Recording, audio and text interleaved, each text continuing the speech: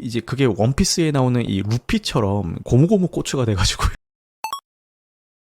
최근에 서브스탄스나 어글리 시스터 같은 영화들이 연달아 주목받으면서 바디 호러라는 장르가 새로운 흐름을 만들고 있는 것 같은데요. 그 중에서도 오늘 소개해드릴 영화 투게더는 관계라는 주제로 서늘한 공포를 주는 인상적인 작품이었습니다. 이해는 안 가지만 국내에서는 15세 관람가 등급을 받았는데 부천 국제 판타스틱 영화제에서는 청소년 관람 불가로 상영되었을 만큼 이 영화가 보여주는 시각적인 충격이나 심리적인 압박감은 상당했습니다. 그럼 지금부터 이 영화에서 어떤 부분들이 인상적이었는지 스포일러를 포함해서 이야기를 해보도록 하겠습니다. 먼저 이 영화가 공포를 연출하는 방식부터 말씀을 드려야 될 것 같은데 점프스케어도 간간히 사용이 됩니다. 제 기준에서는 이렇게 흠칫 요 정도 놀랄 정도지 막 소스라치게 놀랄 정도는 아니었는데 딱 한 장면, 여자 주인공도 이제 감염이 된 이후에 반투명 유리창 하나를 사이에 두고 이 남자 주인공이랑 대치하는 장면 나오잖아요. 그 장면 시작될 때 점프스케어, 그러니까 깜놀 포인트가 한번 나오거든요. 그러니까 다른 점프스케어 장면에서는 극장에 있던 사람들도 그냥 흠칫 요 정도였는데 거기서는 막 실제로 비명을 사람들이 막 지르더라고요. 으악 막 이러면서. 물론 전 아닙니다. 전 아닌데. 근데 점프스케어는 간간히 사용되는 정도고 주된 공포는 이제 등장인물들이 느끼는 그 심리적인 압박이 관객들과 공유되면서 오는 그 감정이랑 징그럽거나 잔인한 장면에서 오는 그런 공포가 되겠습니다. 저는 다른 장면보다도 이 화장실에서 성관계하는 그 장면이 제일 힘들었는데 이 성관계를 마치고 나서 이제 떨어져야 되잖아요. 이제 분리를 해야 돼. 이게 영화가 영화인 만큼 그런 표현들을 좀 쓰겠습니다. 성관계가 끝나고 나서 이제 분리가 돼야 되는데 이제 성기끼리 이제 붙어버린 그런 상황이 이제 발생을 하죠. 근데 그걸 떼려고 할 때 그 고통이 고스란히 느껴져가지고 와 괜히 그 왜 막 움찔하게 되는 그 느낌 있잖아요. 근데 막 이러면서 막 그렇게 보게 되더라고요. 하필 또 그 장면에서 15세 관람가답지 않게 그 남자 주인공의 성기를 클로즈업해서 보여주는데 그냥 억지로 떼려고 하니까 이렇게 딱 붙은 상태로 쭉 늘어져 있는 그 성기를 이제 클로즈업해서 보여주는데 이제 그게 원피스에 나오는 이 루피처럼 고무고무 고추가 돼가지고 이렇게 쭉 늘어나잖아요. 근데 와, 보고 있는데 너무 막 괴롭더라고요. 그 전까지만 해도 그래 이 정도면 15세 받을 수 있겠다 이렇게 생각을 했는데 그 장면부터 이게 15세라고 그런 생각이 들었던 것 같습니다. 이제 본격적으로 영화 이야기를 해보자면은 이 영화 초반부에 여러 번 강조되는 요소가 있는데요. 이 남자 주인공 팀이 들려주는 이 따뜻한 전등 위에서 서서히 죽어간 쥐 이야기입니다. 이 쥐 한 마리가 전등에 안락하고 따뜻한 온기에 취해서 자기가 이제 타 죽고 있다는 사실조차 느끼지 못하고 이제 죽어갔다 이런 이야기죠. 근데 여담인데 이때 전등 위에서 쥐 여러 마리의 꼬리가 뒤엉킨 사체가 발견이 되잖아요. 저는 처음에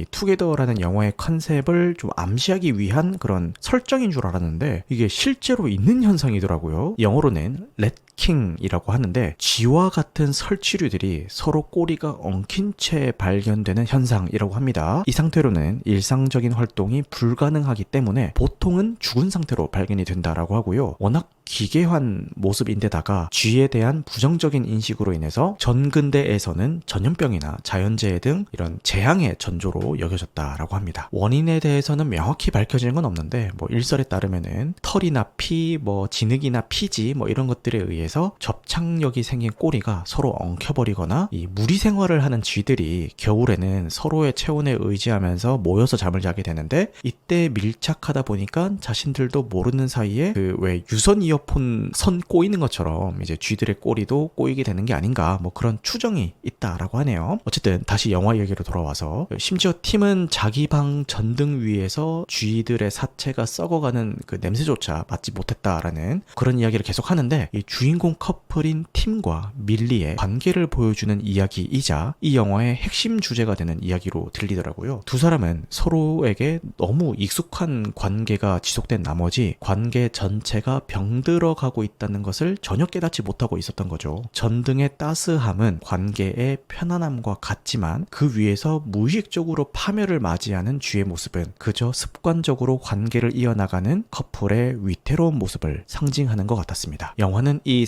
상징을 통해서 많은 장기 연인들이나 부부들이 겪을 수 있는 관계의 무감각 상태가 얼마나 치명적인 파멸로 이어질 수 있는지를 경고하는 것 같았습니다. 이 주인공 커플이 시골로 이사 온 뒤에 SNS에 여기 크게 한 말 내딛다 라는 메시지와 함께 사진을 올리죠. 요즘 흔히들 하는 행동입니다. 특별할 건 없는 행동이고 뭐 저도 이런 거 잘합니다. 네, 근데 사실 그들이 진짜로 마음속으로 남기고 싶었던 말은 정확한 문구는 기억이 안 나는데 잠시 뭐 죽으러 왔습니다 였나 아니면 잠시 죽었다 돌아갈게 였나 아무튼 뭐 이런 뉘앙스의 문구였어요. 실제로 남긴 메시지는 이상적인 모습을 다른 사람들에게 보여주기 위한, 즉 대외적인 이미지를 위한 내용이었다면은 그들이 농담처럼 내뱉는 진짜 속마음은 관계의 종말을 향한 무의식적인 이야기이자 앞으로 닥칠 끔찍한 일에 대한 복선으로 보였습니다. 영화 후반에 두 사람의 몸이 하나로 합쳐지는 장면은 이 만화 드래곤볼에서 이제 퓨전이 생각이 나던데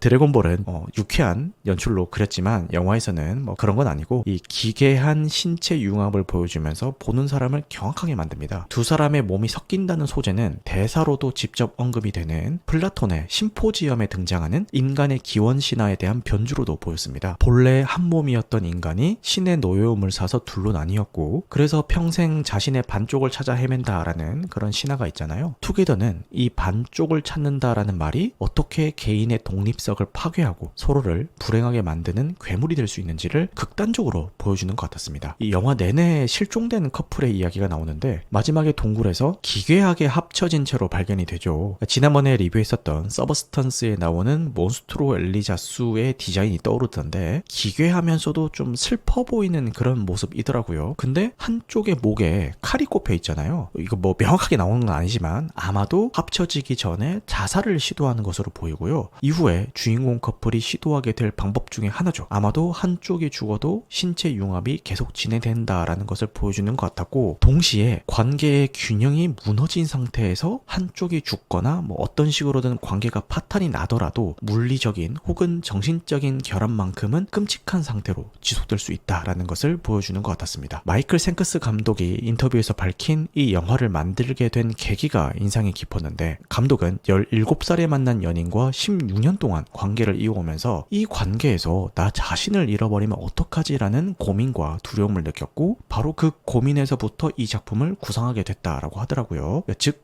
주인공 커플의 신체적인 합체는 관계 속에서의 독립성 상실을 아주 극단적인 형태로 보여준 겁니다. 실제 부부인 데이브 프랭코와 앨리슨 브리를 주연으로 캐스팅한 것은 정말 신의 한 수였다라고 생각이 들고요. 단 21일이라는 짧은 촬영 기간 동안 하루에 최대 9개의 씬을 찍는 강인군 속에서도 완벽한 호흡을 보여주면서 오랜 관계에서 오는 권태와 애증, 그럼에도 불구하고 서로를 놓아주지 못하는 그런 복잡한 감정을 정말 생생하게 연기했습니다. 주인공 커플을 보고 있으면은 너 없이는 못 살아 라는 말이 어쩌면 위험한 말일 수도 있겠다라는 것과 친밀함과 의존 사이의 경계는 과연 어디까지인가 라는 고민이 들더라고요. 투게더는 감독의 개인적인 경험이 반영된 작품이기도 한데요. 감독은 실종된 커플 중에서 남자 사이먼 역으로 직접 카메오 출연을 하기도 했고 VFX 경력을 살려서 예산이 부족한 상황에서도 대부분의 특수효과를 직접 담당했다라고 합니다. 복도에서 밀리가 기괴하게 끌려가는 장면은 고개사와 앨리슨 브리의 연기를 합성해서 만들어낸 결과물이라고 하고요.